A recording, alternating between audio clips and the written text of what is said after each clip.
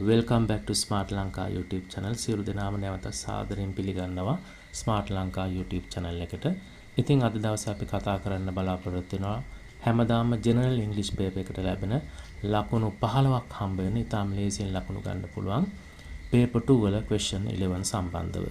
ඉතින් ඔබ දන්නවා මේ question එකේදී අපිට option 3ක් හම්බ වෙනවා. ඒ කියන්නේ සමහර අවුරුදු වල අපිට personal letter එකක් තමයි මේ question එකේදී හම්බ වෙන්නේ. සමහර අවුරුදු වල අපිට හම්බෙලා තියෙනවා email writing. ඒ වගේම සමහර අවුරුදු වල අපිට හම්බෙලා තියෙනවා notices. ඉතින් මේ නිසා අපි හොඳ අවධානයෙන් ඉන්න ඕනේ අපිට මේ පාර මොන වගේ ප්‍රශ්නයක් ලැබෙයිද කියන එක ගැන. ඒ වගේම මතක් කර සිටිනවා email writing සහ notices පිළිබඳව channel එකේ videos තියෙනවා. ඉතින් මම ඒවායේ link එක ඔබේ පහසුව සඳහා description එකේ දාලා තියෙනවා. ඉතින් ඊමේල් කෙනෙකුට ගොඩක් මතක් වෙනවා සාර්ථක අනාවැකියක් අපේ channel එක හරහා ඉදිරිපත් කරපු 2021 අවුරුද්දේ. ඉතින් ඔබට ඒකත් බලන්න පුළුවන් description එකේ දාලා තියෙනවා. ඉතින් හැමෝගෙම ආදරෙන් ඉල්ලා සිටිනවා අපේ channel එකත් subscribe කරගෙනම ඉතින් මතක ඇතුව යාළුවන්ටත් වීඩියෝ එක share කරන්න, like කරන්න කියලාත් ඉල්ලා සිටිනවා. ඉතින් අපිට 2019 දී ලැබෙනවා letter to a friend, ඒ කියන්නේ personal letter එකක් තමයි ලැබෙන්නේ drama competition victory එකක් ගැන. ඒ වගේම 2020 දී අපිට ලැබෙනවා notice එකක් starting a home garden in school, පාසලේ home garden එකක් පටන් ගැනීම ගැන. ඒ වගේම 2021 අපේ සාර්ථක අනාවැකියක් තිබ්බ email to a friend කියලා යාළුවෙකුට email එකක් ලියන එක ගැන. ඉතින් එතන අපිට තිබ්බේ asking him or her to join a trip. ඔහුට හෝ ඇයට trip එකකට join වෙන්න කියලා තමයි ඉල්ලීමක් විදිහට තමයි email එක දාන්න තිබ්බේ. ඉතින් 2022 අපිට ලැබෙන්නේ letter to a friend, යාළුවෙකුට ලියුමක් ලියන්න personal letter එකක්. එතෙන්දී අපිට කියන්න ඕනේ වුණා to stop watching TV and use time meaningfully. ඒ කියන්නේ TV බලන එක නවත්තලා කාලය හොඳින් අර්ථාන්විතව යොදා ගන්න කියලා යාළුවෙකුට ලියුමක් ලියන්න තිබ්බේ. 2023 අවුරුද්දේ අපිට ලැබෙන්නේ letter to a friend. එතෙන්දී අපිට තිබ්බා a charity program to help needy school. ඒ කියන්නේ charity program කියන්නේ පුණ්‍ය ක්‍රියාවක්. පුණ්‍යමය වැඩසටහනක් ගැන යාළුවෙකුට ලියුමක් ලියන්න තිබ්බා to help a needy school, දුප්පත් ඉස්කෝලේකට උදව් කිරීමක් සම්බන්ධයෙන්. ඉතින් ඊට පස්සේ 2024 කියන්නේ ගිය අවුරුද්දේ අපිට ලැබෙනවා letter to a friend, යාළුවෙකුට ලියුමක් ලියන්න ඇවිල්ලා තිබ්බා about an interesting movie you watched. ඔබ නරඹපු රසවත් ෆිල්ම් එකක් ගැන.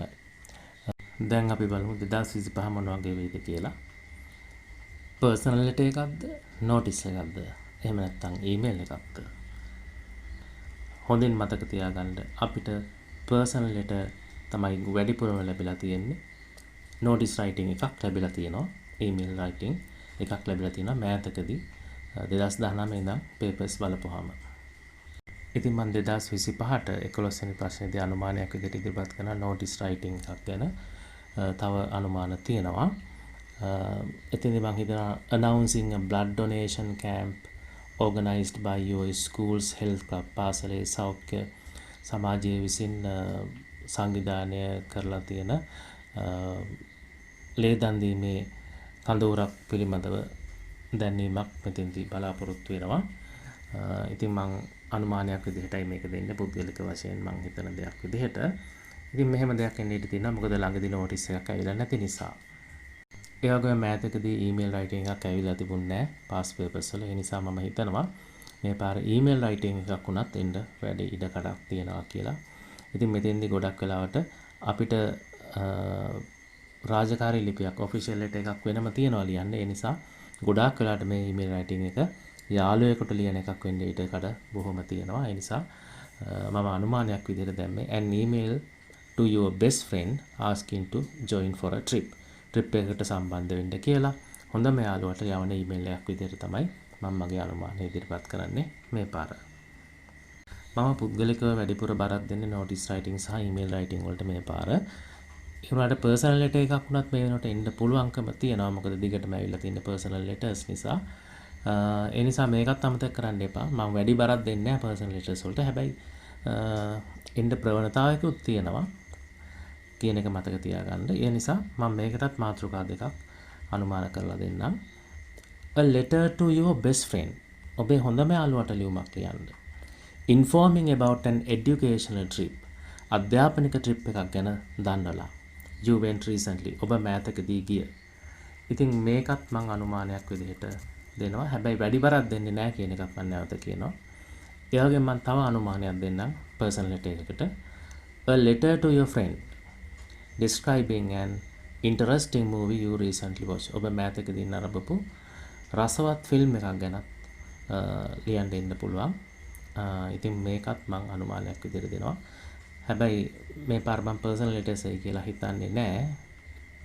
ඒ කියන්නේ 100% එන්නේ නැහැ කියන එක නෙවෙයි. මම වැඩිපුර හිතනවා notice writing සහ email writing ඔය දෙකට වැඩි බරක් තියෙයි. ඔය දෙකෙන් එකයි එන්නේ. මේ තුනෙන් එකක් තමයි එන්නේ. එතෙන්දි මම අර notice writing සහ email වලට වැඩි බරක් දෙනවා මේ පාර. අද වීඩියෝ එක ඉවර කරන්න කලින් පුංචි මතක් කිරීමක් කරනවා. ස්පෝකන් ක්ලාස් එක පටන් ගන්නවා අපේ දෙසැම්බර් මාසෙ. ඉතින් ඒ සඳහා කැමති අයට සම්බන්ධ වෙන්න පුළුවන්. WhatsApp link එක දාලා තියෙනවා group එකේ description එකේ. ඔබට එතනින් සම්බන්ධ වෙන්න පුළුවන්. ඒ වගේම ඉක්මනින්ම ගේන්න බලාපොරොත්තු වෙනවා essay writing සහ official letter සම්බන්ධයෙන් මගේ පුද්ගලික අනුමාන කීපයක් ඉතාම ඉක්මනින්. Thank you for watching. Don't forget to like, subscribe and share. See you in the next video.